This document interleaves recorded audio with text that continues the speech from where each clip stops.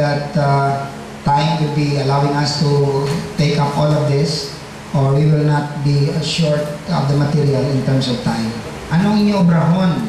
May labot sa atin yung motivational video clip. Aray inyong obrahon. Okay? This is your seat work. You will rate your self-esteem. Ano na siya ng self-esteem? Please, so listen carefully, let me explain.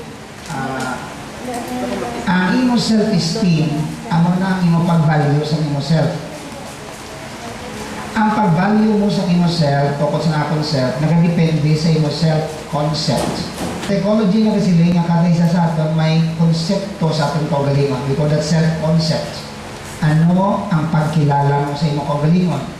Okay? Ang pagkilala mo sa imo kaugalingon, nagadeterminar sa imo pag-value sa imo kaugalingon. Ako yung taas. Ako yung Miss Universe. Wala. The child has no self-concept. But the self-concept of the individual nagatubo na sa iyang growing up years. So, ang imo pagkilala sa kaugalingon mo, nagadepende sa pagtubo mo alin sa gamay ka sa subong. Now, kung mo ka na self-concept, pagkilala, ang self-esteem magasulod. Ano ang pagbatyag mo sa kaugalingon mo. So, you rate yourself in terms of 3 levels. High, middle, low, self-esteem. So, sulat mo da. You don't need to put your name. If you want, you can also. Pero kung gusto mo secrecy, there is no need.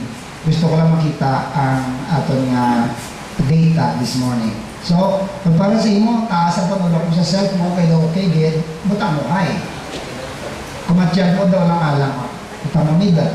Matiyag mo gamay-gamay, kaya lumurulbo, kaya lumurulbo, ay, kuris-kurisking. Butang mo low. Okay? Butang mo low.